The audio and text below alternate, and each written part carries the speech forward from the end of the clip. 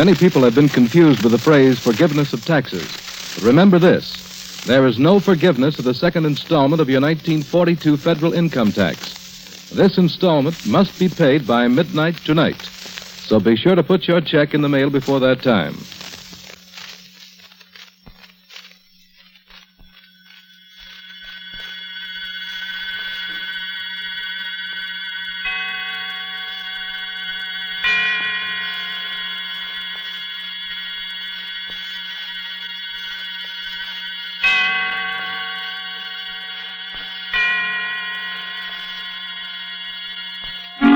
Suspense.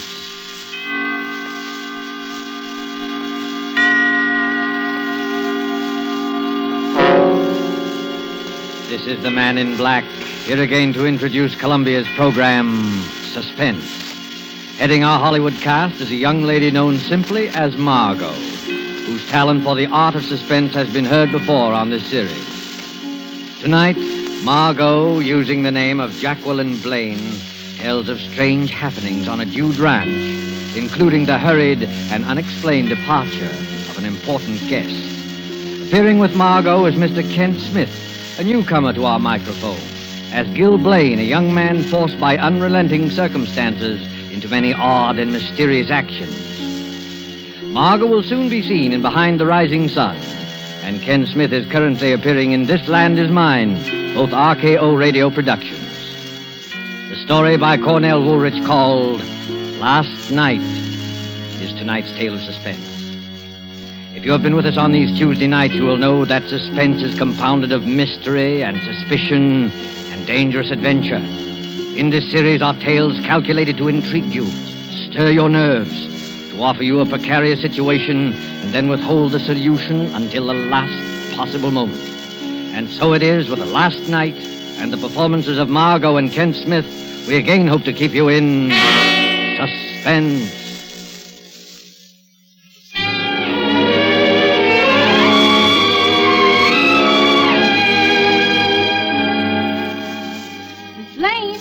Miss Blaine, it's late. Ain't you figuring on getting up at all? Huh? Oh, yes. Oh. I'll be down in a minute, Leona. Go away now. I lay there looking up at the ceiling. Strange, I hadn't slept well last night. All night I had tossed and turned. Worry. That's what it was. Worry. The weekend was over, and Gil and I hadn't raised the $2,500. We were right back where we started from, stuck here in the Hudson Valley with our dude ranch that wasn't paying expenses, and the debts piling up like new snow. That was Gil in the shower. I lay still and listened to the hiss of the water. Poor Gil. It had been a tough weekend for him, trying to be nice to Mr. Burroughs, neglecting the other guests to play up to him, flattering him, agreeing with everything he said. What was the use? I knew he'd never lend us the money. I knew it from the first. I never even wanted to invite him and his secretary up, but Gil had pinned his hopes on it. He'd worked so hard. Worked. Funny word to apply to it. Maybe if Gil had done some real work now and then, instead...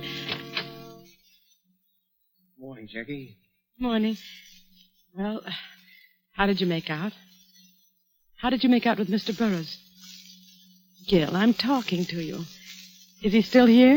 Who? Mr. Burroughs. Oh, no, he left. Well, I'm glad I didn't have to say goodbye to him. I got pretty tired of being nice to him, didn't you? Yeah. Took the 8 o'clock train? 8 o'clock. He took the milk train. The milk train? How do you know? Well, I drove him to the station. That's how I know. Well, what were you doing up at that hour? Well, I hadn't come to bed yet, that's all. But what got into him? The milk train, why, that hits here about 4:30 in the morning, doesn't it? About? Well, I can't get it into my head why they should bolt off like that. He went alone. His secretary's still here. You mean he left without Marsh? Yeah, Marsh was up in his room sleeping at the time. I guess Burroughs didn't want to wait for him. He went off and left his secretary behind? Well, now, that's the strangest thing I ever heard of. Why did he bring him in the first place? You had a row with him, Gil. He turned you down and you let it get the best of you. I did not. That's why he suddenly decided to leave like that. I did not, I tell you. Why should I say I didn't if I did? Oh, I don't know. Everything is so mixed up. Gil, dear, want to toss me my dressing gown? It's on the chair there. Oh, here you are, honey. Oh. Jackie? Yes? Jackie, I got it out of him. What? I got the 2,500. Gil. He finally gave in when I was driving him to the station. Well, you got all of it? The works. I didn't think he would. I mean, the way he was acting. Yes, I know, but he began to soften up after you'd gone to bed. When I asked him, he came through. But, Gil, you mean he carries that much cash around with him? Well, there it is, isn't it? That's funny. You know, he came to me only yesterday and asked me where he could cash a $25 check. Oh, yes, I know about that. I cashed it for him. But the $2,500. Well, he had that all ready for deposit when he got back to town Monday. Couldn't get it to the bank on time on Friday. Oh. He didn't want to touch it, but when I told him I'd rather have cash than the check, well, he just went the whole way and accommodated me. Well, if there wasn't any friction, why did he leave at such an unearthly hour? I don't know. But, Gil... And I don't care. Oh, look, baby. We got the money. Let's just be thankful. Well, of course I'm thankful. It's just that... Miss Blaine? Miss Blaine? Yes, Leona. Well, just about to give you two up. Miss Rose and Mr. Carmen's almost finished with the breakfast. Ain't you two coming? Yes, in a minute, Leona. Come on, Gil. Let's hurry. It's hard enough to get paying guests without neglecting the ones we have. Well, I done fixed up Mr. Burr's room while I was waiting for you. Mr. Burroughs' room, but... You didn't have to bother. He won't be using it anymore. You won't? No, he left. You done left? Why, yes. Leona, what's the matter? And what about all them suits and things he left hanging up in the closet? His clothes? Left in the closet? What about that, Gil? Well, he left in an awful hurry, that's all. Oh, leave me alone. Don't let's talk about it. All right. But somehow, I feel that something very strange happened last night.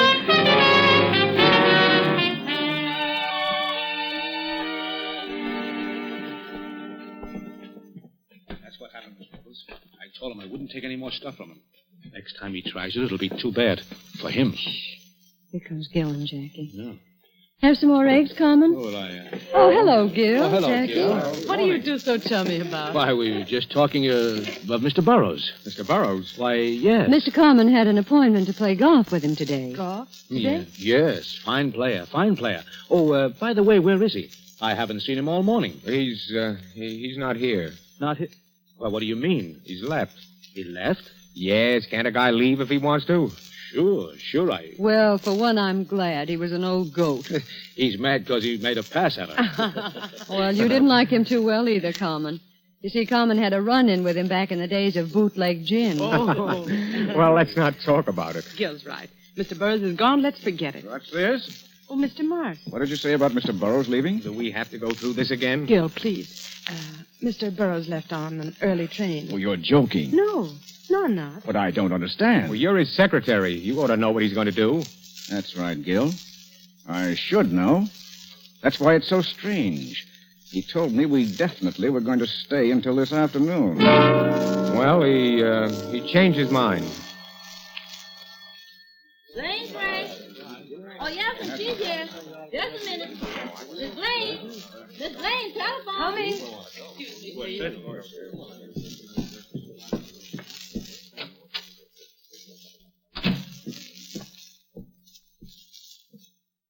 Hello. Mrs. Blaine, Yes? this is Mrs. Burroughs. Oh, how do you do? We were awfully sorry you couldn't come out with Mr. Burroughs for the weekend. I'm sure you'd have I think it enjoyed was most inconsiderate of Homer not to let me know he was staying over an additional day. And you can tell him so for me. I think the least he could have done was phone me or send a wire. Mrs. I Burroughs. don't doubt he finds it attractive up there. Mrs. Burroughs, wait a minute. He isn't here anymore. He did leave early this morning. Early this morning? What do you mean? Well, he took an early train. He should have been in at, now let me see. At 8:30 this morning. 8:30? Well, then where is he? Why hasn't he come? Well, maybe he went directly to his office. Oh, no, I called his office. They haven't heard from him. You see, that's why I'm calling you. Oh, I don't understand all this. It does seem that Marsh would at least get in touch with Marsh? me. Well, Marsh is still here, Mrs. Burroughs. Marsh is still there? Yes.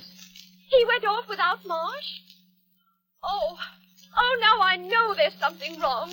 Why, he's never done that before. Please, Mrs. Burroughs, I'm sure there's nothing wrong. He's just... Well, I'd better let you talk to Marsh. Well, yes, please get him.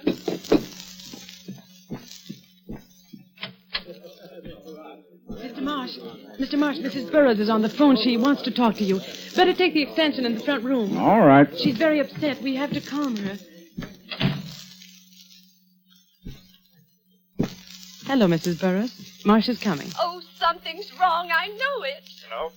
Hello, Mrs. Burroughs. Oh, Marsh, is that you? Yes? Marsh, did you know Mr. Burroughs was going to leave? No, he didn't say anything to me. Well, Mrs. Blaine says he's left. Should have been here, and he isn't. Well, I don't... He probably was just delayed. Oh, no, something's happened. Charles, Marsh, he had that important package in his inside pocket. He did? Yes. Oh, I don't know what to do. Shall I call the police? The police? Well, that's not necessary. Mrs. Blaine's right. Let me take care of it. I'll wait a few hours, and if he hasn't shown up by then... All right. Do what you think best. Hello? Hello? She hung up, Mrs. Blaine. Important package. The $2,500. The $2,500 Gil got. Oh, Gil.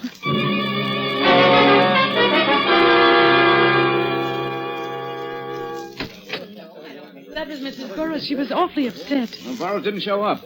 She wants me to call the police. The police? Oh, now, wait a minute. You don't have to call the police. Well, why shouldn't I call the police? After all, Mr. Burroughs is missing. Oh, he may show up yet. Certainly, he may show up yet. Carmen's right. You don't have to call the police now. And why don't you want the police? Well, why... There's something strange here, all right. Why didn't Mr. Burroughs say a word to me about leaving? Well, you were asleep. I guess he didn't want to waken you. Oh, I've never known him to be considerate in my life. I suppose he knew what he was doing. I'm not so sure.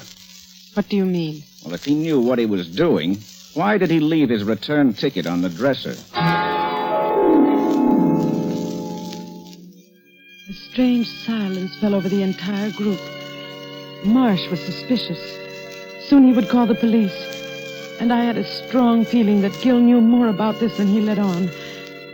After breakfast, the group broke up, and I stayed to help Leona clear the table, and I saw Gil and Carmen walk out on the porch together.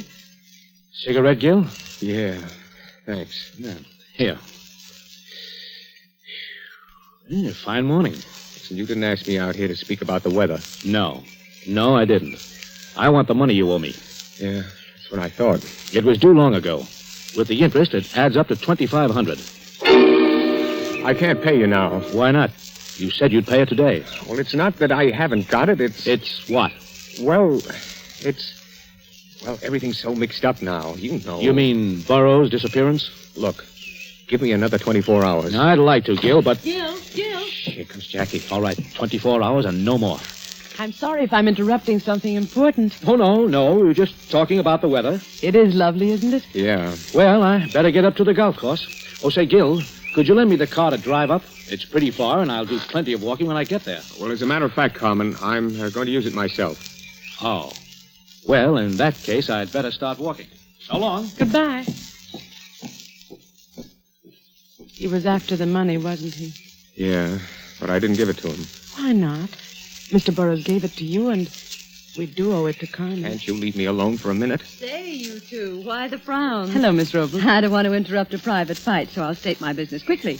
How about lending me the car, Gil? I want to drive I'm in... sorry, Miss Robles, but I need it. I'm driving into town. And right now.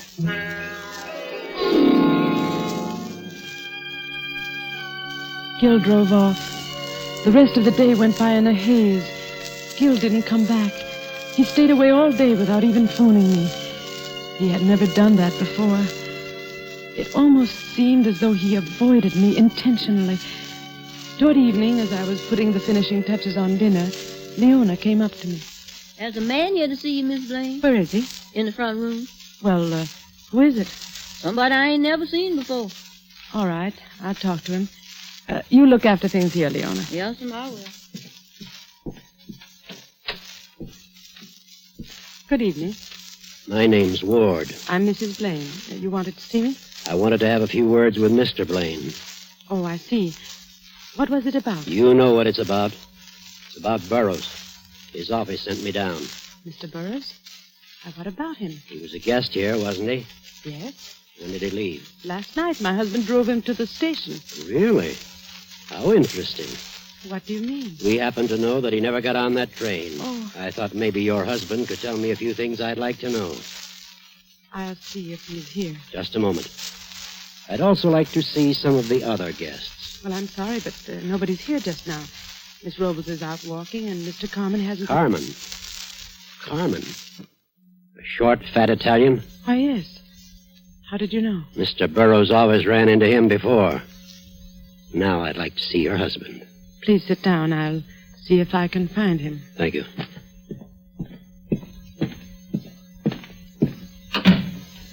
Leona.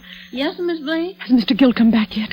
Oh, no, ma'am. I ain't seen him since he drove off this morning. I see. Well, tell the gentleman to wait. I'm going out on the veranda.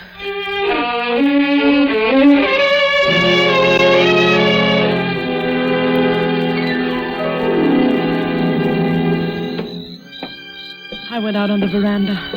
Up and down the length of the porch and back again I walked, my eyes glued to the dark highway that ran past the house, hoping against hope that Gill would show up before the detective came looking for me.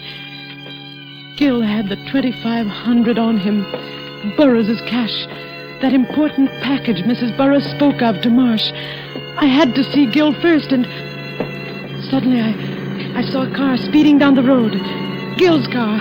I could tell by the one dim headlight. It tore through the dark at top speed, then swerved through our gate and into the garage. I was about to run down the steps when another pair of headlights split the gloom of the highway. As the car came on, I recognized the taxi from town. A figure climbed out quickly. Gill! Jackie, did you see the car? Our car? Yes, Gill. It went toward the garage. Who was driving it? Well, I couldn't see. What is it, Gill? Are you in... No time to talk. No time to talk. Where are you going? The garage. I'm coming with you. The doors are closed.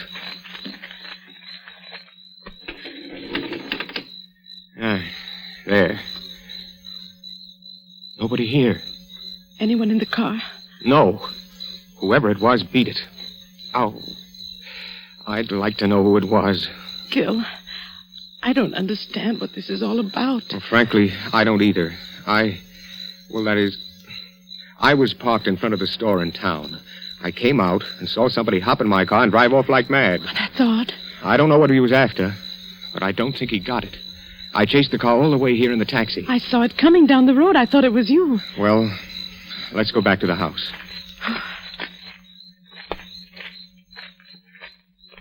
Gill. Yes? Gill, there's somebody here to see you, a man named Ward. Ward? Who's he? What does he want? He wants to talk to you about Burroughs. He's a detective. Oh. And, you'd better let me have the wallet with the money, just to be on the safe side. Now, look, I don't want you mixed up in anything. Well, I'll be all right. Please, give it to me. Well, okay. Now you'll have to go in and talk to him. Yeah, I suppose so. I went up to my room and lay there in the dark, trying to distinguish the murmur of voices from below. But all I could hear was a blur of sound. I got the 25,000. Something's happened. The next time it'll be too bad for him. He made a pass at me. He left in a hurry. Let me alone. Why don't you want the police? Why don't you want the police? Why don't you want the police?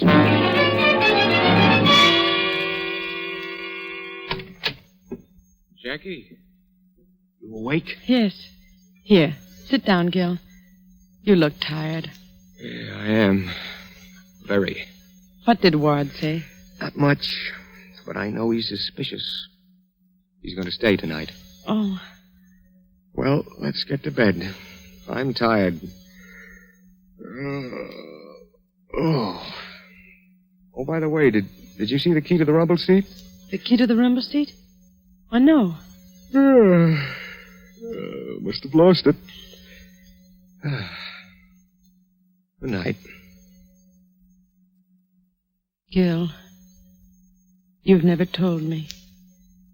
You've never told me one way or the other. Gil, you've got to tell me. All right. All right, Jackie. I will. Burroughs never gave me the $2,500. He refused me. We quarreled, and I was mad. I suppose he was afraid of me, afraid of what I might do to him. Anyway, that's why he left so suddenly. Made me drive him to the station. Did you see him get on the train? No, I left him at the station. Left my car there and walked down the street. I was sore. I had to think. I heard the train come and go. And when I went back, Burroughs was gone. I got in the car and drove home. And the $2,500? Well, I lied when he said he had that cash. Then where did you get it? Remember the $25 check I cashed for him? Yes? I added 2 zeros after the 25. Oh, Gil. I wrote in the word 100. There was a space for it made to order. Then I cashed it. Gil. Oh, I know I'm low, Jackie, but I didn't kill him. I didn't. Then what became of him? Where is he? I don't know. I wish I did. What's that? Somebody's out there. Whoever it is trying to open the garage door. I can't see who it is. It's not a woman, not Miss Robles. I can see that much. It could be Carmen.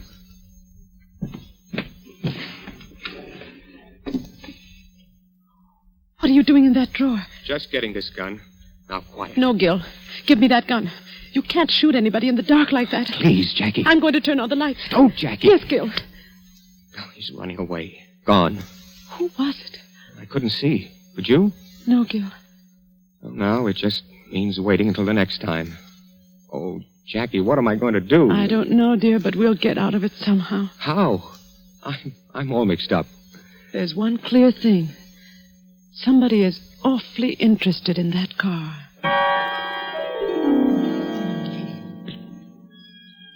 I lay awake until the sun was up. Then a shallow, feverish sleep came. And when I awoke, it was almost evening. Gil's bed was empty. There were the indistinct sounds of life in the house below. I rose, and as my mind cleared, my words of the night before broke through the edges of my consciousness. There's one clear thing. Somebody is awfully interested in that car. I dressed slowly. A tantalizing thought hovered just beyond my grasp. The car. What was there about the car? I slowly walked down the hallway, my eyes half closed, thinking. I had to talk to Gil. Leona? Yes, sir?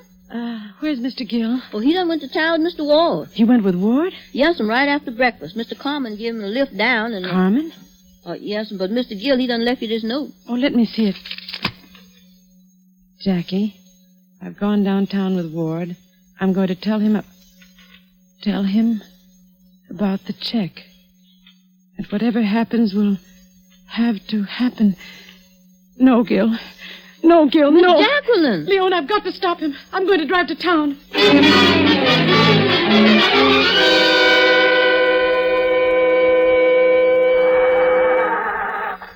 I've got to get there before Gil. Mrs. Blaine, where are you going? I'm going to town, Mr. Morse. Well, may I come along? Well, I suppose so. Hurry up and get in.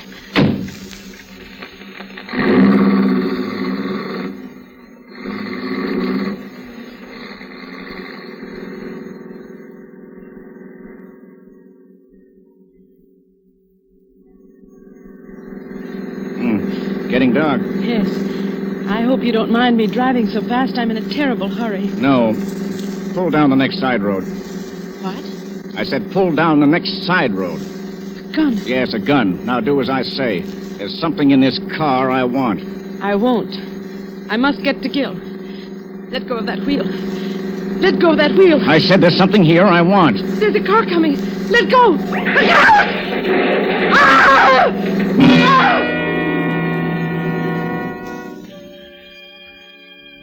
I tried to move. Miraculously, we were alive. The other car had careened beyond us up the road. I saw that the side was smashed in. Then I heard Marsh's voice. I ought to kill you for this. That was a police car. Keep your mouth shut. Here he comes now. Now remember, there's a gun pointing at your back. Hey, you maniacs.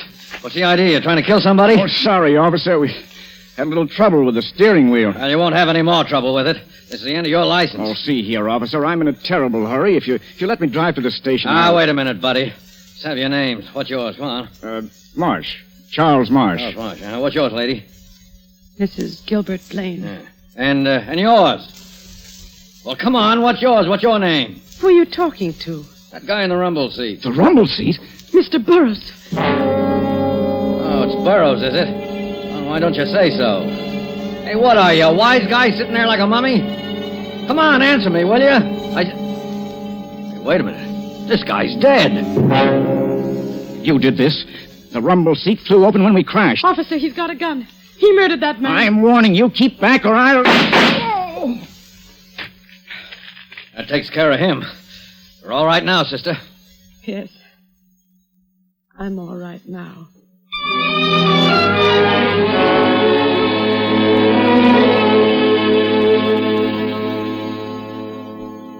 Well, that job's finished. Nothing left for me to do but go back to town. So it was Marsh after all. Yeah. I don't understand why. He was contemplating a change from secretary to husband. Naturally, with Mr. Burroughs dead, Mrs. Burroughs would inherit all the money. I see. Marsh followed Gil and Mr. Burroughs that night to the station. When Gil was gone, he killed Burroughs, stuffing him into the rumble seat, locked it, and kept the key. Well, the thing I don't understand is why Marsh kept fiddling with the car. What was it that he wanted? Seems to me he was in the clear if he left well enough alone. Uh-huh. That's what tripped him up. Remember when he talked to Mrs. Burroughs on the phone? They said something about an important package? Well, yes. I assumed it to be the 2,500 Gil told me about. But, of course, it wasn't. There was a package of letters that Mr. Burroughs had gotten hold of. I get it. Those letters were written by Marsh to Mrs. Burroughs. Right. And they would incriminate him. He found out about them after the murder. Right again. Oh. He had to get them to make it perfect. Well, I guess I'll shove off. So long, and thanks. Oh, by the way, you may want to deposit, say, $2,500 to Mr. Burroughs' account. Yeah, I see what you mean. Thanks. Goodbye. Bye. Jackie? Yes. Our debts, there's still $2,500 that have to come from somewhere. Mm-hmm. We went a long way around to get right back where we started from. We come through all that trouble and end up broke. Yes, darling. That's the way it ends.